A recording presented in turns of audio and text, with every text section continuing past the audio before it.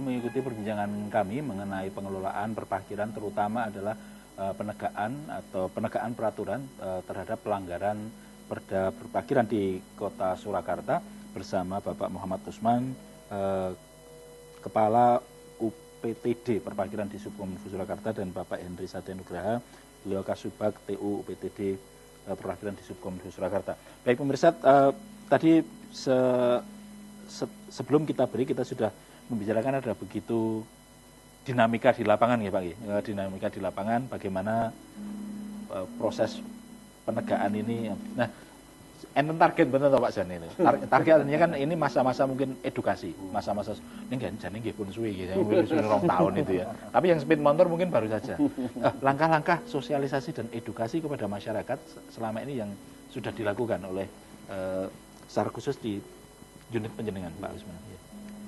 Kalau dari Dinas Perhubungan dulu ya, ini masalah terkait edukasi ini kita sudah melakukan beberapa kegiatan ya pembinaan ya di tingkat TK, SD, SMP sampai mahasiswa ini. Sembalengan mahasiswa. Itu ada semacam ya sosialisasi zona selamat sekolah. Di dalamnya juga mengedukasi terkait masalah tertib lalu lintas. Di situ sudah banyak.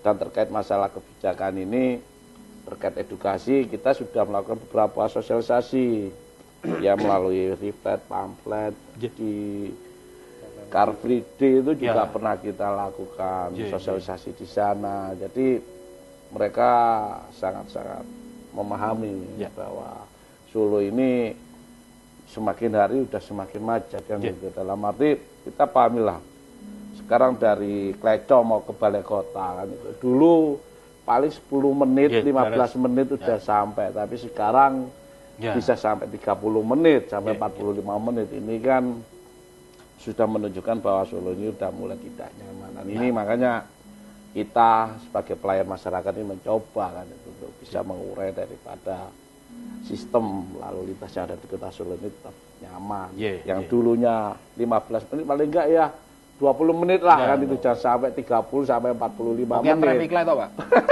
Nek abang terus ya kebedeng. Tapi memang tadi penjelasan gitu kan jumlah kendaraannya sudah 500 sekian ribu. Waduh, itu kan banyak sekali. Itu yang dimiliki warga Solo aja loh, Pak. Nggih, belum sing do liwat niku to. Seragen liwat lebure iki Karjawang anggere isuk 2 juta ya penduduk itu. Iya, nah, tadi ada yang lupa saya menanyakan mungkin ke Pak Hendri ya. Tadi kan selain sebenarnya ada 2 yang saya baca di ini ada penggembokan yang kuning, tapi juga ada derek itu Jadi di derek berarti di Gowolungo. Itu ada menapa SOP-nya itu ya. Kapan sebuah kendaraan itu akan diderek terus Pak Hendri? Iya, betul Mas. Jadi suatu kendaraan yang melanggar di daerah larangan parkir nanti kan itu kita gembok terlebih dahulu. Nah, kita gembok dahulu dan SOP-nya apabila dalam waktu 2 kali 24 jam. Rong bengi ya? Iya, 2 hari 2 malam itu tidak ada etikat baik untuk pemilik kendaraan, penyelesaian administrasi di kantor. Nah, itu baru kita lakukan penderekan.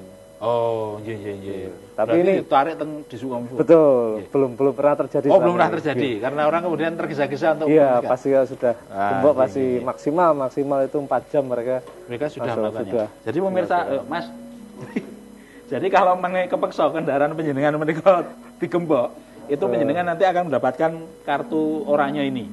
Nah, di sana ada petunjuk bagaimana harus menindaklanjuti itu. Nah, jenengan kelalen nek parkir mobil ning kono, nginep ning ngene yange rong dina rong bengi ra metu. Nah, mobil jenengan dicikuk itu ya.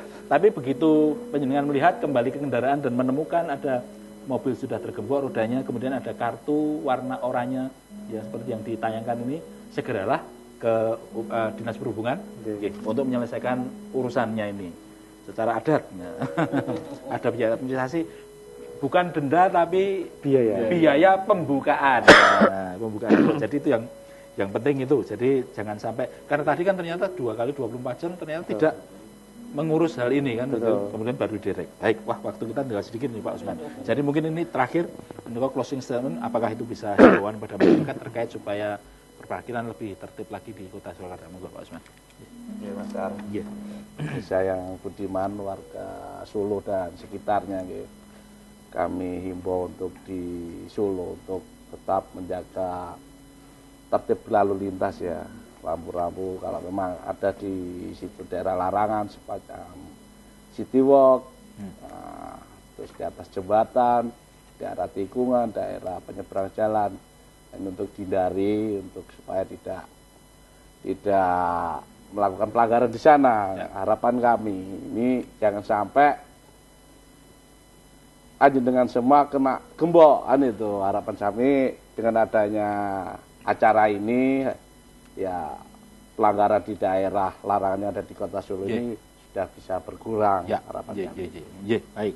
Pemirsa, jadi informasinya soal mumpung durung munda. Soalnya sudah ada wacana ini dikai biaya atau saya kok udah nyah-nyah arep tindake, tapi masih wacana masih dibicarakan dengan berbagai pihak. Kemudian yang kedua mungkin pemirsa juga perlu mengetahui juga ketika ada rambu dilarang berhenti, S di strip, dilarang parkir, kemudian juga ada bagian jalan yang diberi cat zigzag warna kuning, berarti tidak boleh parkir di sana karena penjenengan kalau nekat, nah petugasnya pas patroli lewat gembok ya.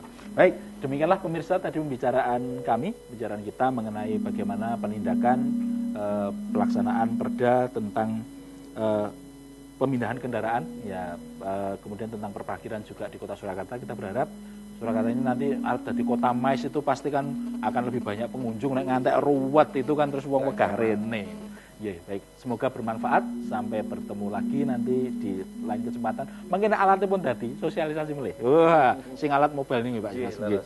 Terima kasih Pak Usman, Mas Hendri, terima kasih untuk hadirnya. Selamat malam pemirsa, sampai bertemu lagi di lain kesempatan, tetap di TA TV. Matur nuwun.